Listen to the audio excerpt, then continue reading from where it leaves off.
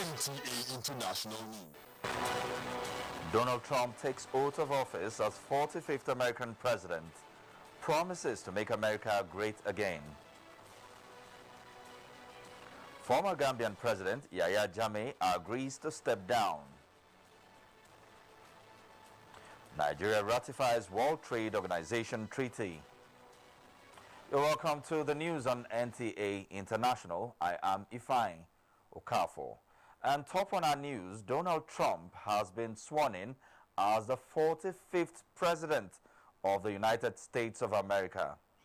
At a ceremony watched by thousands of supporters from across the United States, Mr. Trump, alongside his Vice President Mike Pence, were sworn in by Chief Justice John Roberts at the U.S. Capitol in Washington, D.C. Please raise your right hand and repeat after me. I, Donald John Trump, do solemnly swear. I, Donald John Trump, do solemnly swear that I will faithfully execute that I will faithfully execute the office of President of the United States, the office of President of the United States, Constitution of the United States. So help me God. So help me God. Congratulations, Mr. President. The duties of the office on which I am about to enter. So help me God. So help me God. Congratulations. God bless you. God bless you. From this day forward, a new vision will govern our land. From this day forward, it's going to be only America first. America first. On trade, on taxes, on immigration, on foreign affairs, will be made to benefit American workers and American families.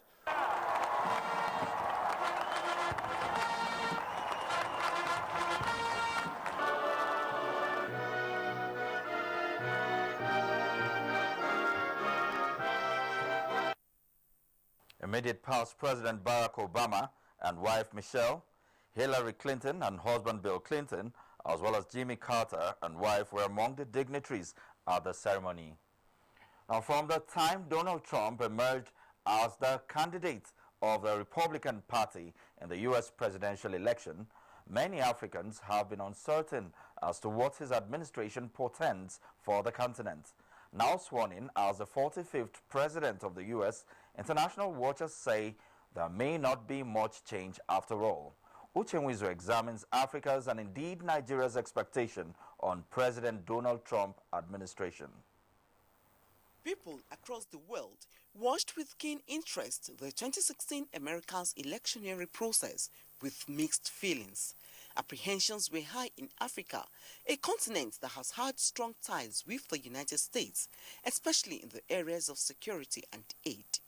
Africans believed relations with the United States could be most unfavorable if Trump won, due to what many regarded as unpleasant remarks about the continent during his campaigns. Some foreign policy analysts expressed fear that Africa's economy will be negatively affected if Donald Trump translates those rhetorics of his into action. With this, the recently signed African Growth Opportunity Act, AGOA trade deal, worth about $50 billion, is likely to be under threat, as Trump may also demand that African countries reciprocate America's duty-free exports. Concerns are also being expressed that his promised cuts on foreign aid will adversely impact on many African nations. And his skepticism on climate change deal, observers say, portends danger for countries that are threatened by rising seawater and those that depend on agriculture. I see an opportunity for us to look at ourselves, our political circumstances, our polities, our government, our role as citizens, and see that we could do better. Trump's prospects for Africa may appear unpredictable. He recently appointed a Nigerian, Adebayo Ogunlesi, as a member of his economic advisory team. This development is seen as good for Africa and Nigeria in particular. The onus rests on Africa to define its own relationship, to present what it thinks it is its own interests. One of the greatest gifts that Trump may give to us is to remove the illusion that our public officers often have that somehow the salvation of our country, the solution to our problems lay there. There are also speculations that Donald Trump could see trade with Africa as a way to compete with China, which has been Africa's largest trading partner since 2009.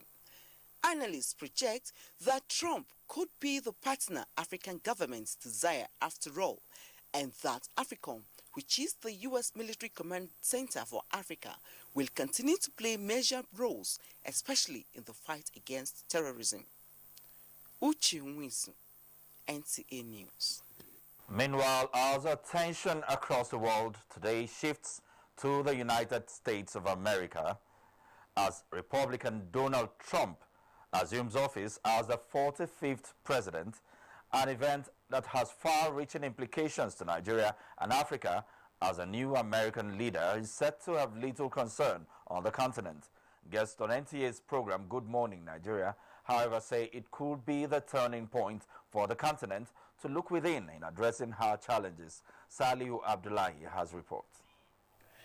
The guests say Africa as a continent is equally endowed with abundant human and natural resources that hold a lot of potentials to propel her to political and economic development. They are of the view that despite not being on his agenda, Trump cannot completely ignore Africa, as there are existing bilateral and multilateral agreements that need to be respected. He's moving America back to its post-Second World War history, which is about his isolation, his isolationist disposition, which is around think internally, act internally. Already, U.S. is only our number 3 trading partner behind China and European Union. So if you move away, other powers will move in to take your position. And again, he's going to show his true color. He has already done, but that was during the campaign. Now it's time to govern. Being a Republican president does not make him to ostracize Africa. It also depends on his personality. That is where Donald Trump's personality will come into play, irrespective of bipartisanship or not. The guest re-emphasized that globalization has made it impossible for a country to unilaterally survive, and that Trump will soon come to terms with that.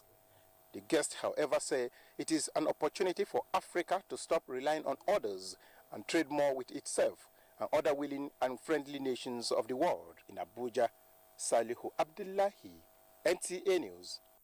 Now focusing on Africa now, as former Gambia President Yahya Jammeh is about now writing his handover notes after accepting to step down. This follows the expiration of the second deadline of 4 p.m. for him to leave office. Now this was confirmed by the leaders of Guinea and Mauritania after the last meeting with Jammeh to get him to cede power. Jammeh had earlier agreed to step down or demanded an amnesty for crimes he may have committed during his 22 years in power. Jammeh, who started negotiations with ECOWAS on Thursday, also demanded permission to stay in Gambia at his home village of Kanyala. However, these demands were not acceptable by ECOWAS, as it noted that Jammeh's continued presence in the Gambia would create disturbances to public order and terrorist movement. Meanwhile, ECOWAS has granted Jammeh a temporary amnesty, and reports just coming in says President Adama Barrow is getting set to leave Senegal for Banjul any moment from now. Now turning to internal affairs back home in Nigeria, Speaker House of Representatives Yakubu Dogara says disciplined leadership is the panacea to a sustainable economic growth. He was speaking at this year's Daily Trust Dialogue in Abuja. Anthony Forson reports. Speaker Yakubu Dogara, whose concern centered around building an economy that will be competitive, said sacrifices must be made. Government must master the political will to effectively deploy resources to raise productivity in the agricultural sector.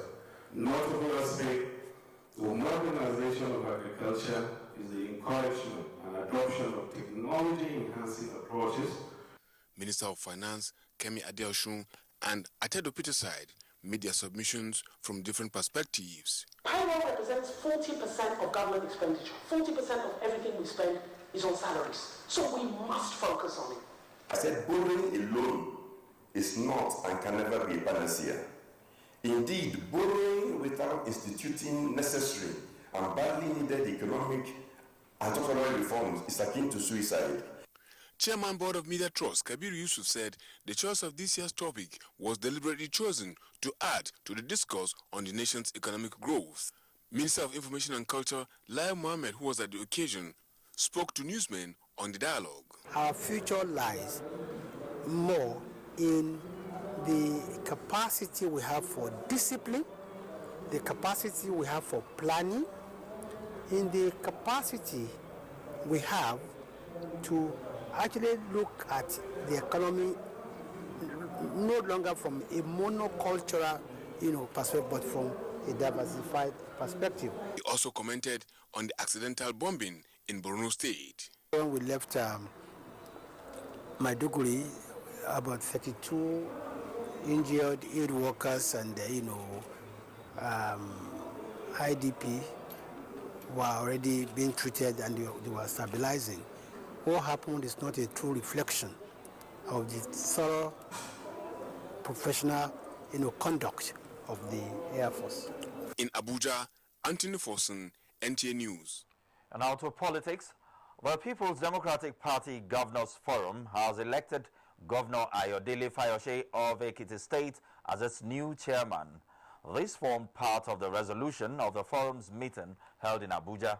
Political correspondent Abdullahi Garba Brininkudu has details. It was an expanded meeting with the party's caretaker committee leadership, Board of Trustees members and Deputy Senate President Ike Ekweremadu in attendance. The meeting unanimously endorsed Governor Fayose to replace undusted Governor Olusegun Mimiko, whose tenure ends in February. I take this responsibility at a time the party needs somebody to stand up, and I'm sure you all know that we would do it to represent you and to represent Nigerians well. The party will work together with the new chairman of the forum and give the party a more effective leadership and focus, going forward. The meeting also discussed the state of the party. What we are seeing today is part of our rebuilding efforts to reposition our party ahead of 2019. This is a beginning of the success and the continuation of the party to be one. The report of the party's strategic committee was also presented before the governors for adoption. In Abuja, Abdullahi Garba Burnokudu, NTA News. Chief of Naval Staff Vice Admiral Ibok Eteiba says the construction of decent accommodation for personnel and their family to enhance productivity is an obligation the Nigerian Navy, under his leadership, is committed to discharge. Vice Admiral Ibas stated this during the inauguration of some accommodation units at the naval ship Pathfinder, Port Harcourt, Rivers State. Kingsley Amajiri has details. The accommodation is made up of 6 blocks of well-furnished 120 rooms for ratings within the Nigerian Navy ship Pathfinder barracks. The Chief of Naval Staff maintained that the ability of the Nigerian Navy to maintain credible presence at the sea depends on a well-motivated manpower that is trained and catered for. Hence, he considered the provision of medical care, quality training, and decent accommodation for the officers and ratings a priority. I consider the welfare of personnel a premium and cardinal requirement for attaining greater efficiency in the Navy. In this light, provision of decent accommodation for personnel is not considered a luxury, rather an obligation to which I remain committed. Inaugurating the project, Governor Nyesom Wike commended the Chief of Naval Staff for his commitment to providing befitting accommodation for his men and assured him of the state's government support to the Nigerian Navy by providing gunboats. Thank you for what you are doing for the Navy for the protection of the national assets. If you are not protected, more revenue will not come to the state. Because they are protecting our oil, pipelines, and the rest, that's where more money is coming. Earlier, the naval chief inaugurated the remodeled Navy ship Pathfinder Main Gate in Port Harcourt. Kingsley Amajuri, NTA News. This is NTA International News from Nigeria's capital city, Abuja. The news continues in just a moment after the break. Do stay tuned. NYSC 2016 Batch B Stream 2 orientation course will commence on Tuesday, 24 January 2017 in all NYSC orientation camps nationwide. Commencement of registration, 24th January 2017. Cut-off date for registration, 12 midnight, Wednesday, 25th January. Swearing-in ceremony, 26th January. Closing ceremony, 13th February 2017. However, corps members deployed to Borno State are expected to report to the camp address as indicated on their call-up letters. All prospective corps members must be registered on presentation of the call-up letter as well as original copy of statement of results. Please check the following newspapers for details. Management Announcer. NTA International News. Africa as it is. Great to have you back on the second part of the news. Now turning to economic matters. Nigeria's global ranking in the Ease of Doing Business Index is to reduce by 20 steps before the end of 2017 through proactive policies and programs of the Presidential Council on Enabling Business Environment. Minister of Industry, Trade and Investment, Dr. Oke stated this at the World Economic Forum session on maximizing digital economy in Davos, Switzerland. Finance and economy correspondent Cliff Ayoze now reports. Though Nigeria improved from 2016 ranking of 170 to 169 out of 190 nations in the 2017 Ease of Doing Business Index, Minister of Industry, Trade and Investment, Oke says a presidential council led by Vice President Oshibajo will not relent in its efforts to further reduce the ranking at the end of 2017. Targets we've set for ourselves is that we want to improve by at least 20 places on the World Bank Index this year. We would like to be in the top 100, which is from where we're coming from way back, by the end of 2 to 3 years. We certainly would like to see measurable impact in the way people live their lives, in the way business is done in the country. With a long-term ambition to rank among 100 nations, the minister says their drive is strengthened by global acknowledgement of President Buhari's impact on safety and security, good governance and anti-corruption, as well as the economy. We have defined our rules as one, creating an enabling environment, in which business can respond to positively and therefore invest, restoring market confidence through the kind of policies and policy coherence and alignment that will achieve, and then the importance of infrastructure. Notice that in all these things I've said, we still need to partner with the private sector to do them, but it's important to say that we have to take a leadership role. Among challenges in the last 10 years that have continued to impede on ease of doing business in Nigeria, according to the World Bank, include power infrastructure, poor road network, cost of land, obtaining residency permits and licenses, company registration, extending to judicial frustrations in enforcing legal agreements. From Davos, Switzerland, Cliff Ayoze, NTA News. Now still on the economy, the three tiers of government have distributed 400 billion naira from the Federation account as revenue accrued for the month of December. Given a breakdown, Minister of Finance Kemi Adeosun said the amount was boosted by 42.9 billion naira of excess profit tax accrued in the middle of last year and a 6.33 billion naira refund by the NNPC. Details with Leah Katung Babatunde. The monthly Federation Accounts Allocation Committee meeting, the first for this year, was to distribute the revenue generated in the previous month. The month under review was not without challenges, as there was a revenue decline of $65.4 million in Federation export sales due to a drop in crude oil export volume of 1.39 million barrels. However, the average price of crude oil increased from $47.08 per barrel to $47.3. The force majeure declared that for Cadiz, Kwaibo and Brass remained in place, while shut-in and shut-down of pipelines for repairs and maintenance due to leakage and sabotage also weighed in on revenue. With a decline in gross revenue, the committee tapped into the excess profit tax account, which the minister explained was for seasons like this. Got a very large collection of PPT in July, and that would have taken the FAC for that month over 700 billion, but we felt that was unwise because the next month it would have fallen. So we're using it as something of a stabilization fund to help us through the period where we had disruptions in the Delta. And that has really helped us to be able to supplement FAC. To mitigate the effect of the revenue shortfall, the Finance Commissioners Forum, through its new chairman, expressed commitment to the efforts by the federal government to boost internally generated revenue. We are giving ourselves target that from our internally generated revenue, we should be able to at least pay our salaries and commit whatever comes from FAC to project for the benefit of our people. The distributable revenue comprised of 248.715 billion naira gross statutory revenue. Value-added tax rose by 3.694 billion naira to 79.273 billion naira. Exchange gain was 52.846 billion naira. Excess PTT 42.998 billion naira. There was a refund of 6.33 billion naira to the federal government by the NNPC, marking the 29th month of such a refund with 3 more months to go, while the excess could account stood at $2.457 billion. In Abuja, Lekating Babatunde, NTA News. For more happenings in the world of business, Chukunonso Nwabweze is our guide.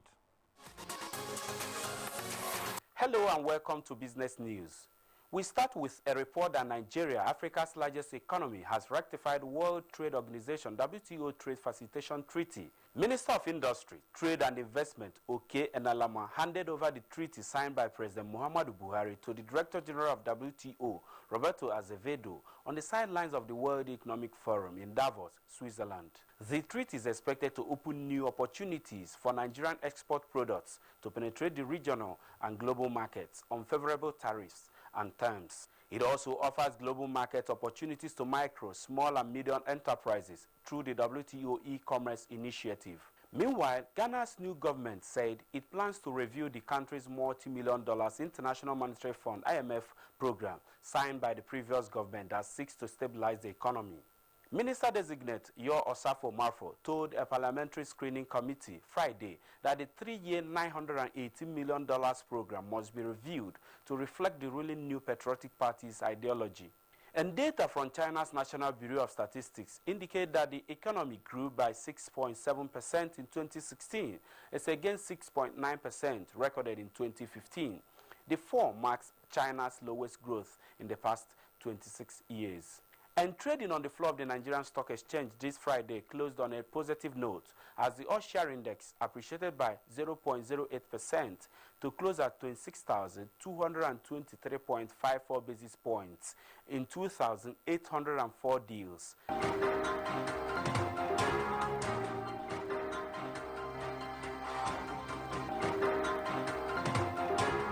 That's it on this segment. I am Chukunonso Nwabweze.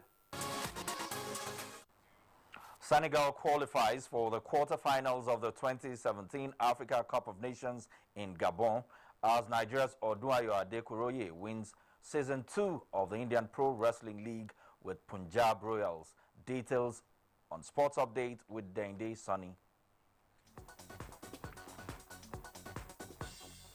Federation Cup winners Rivers Angels and Nasarawa Amazons are set to contest for the 2017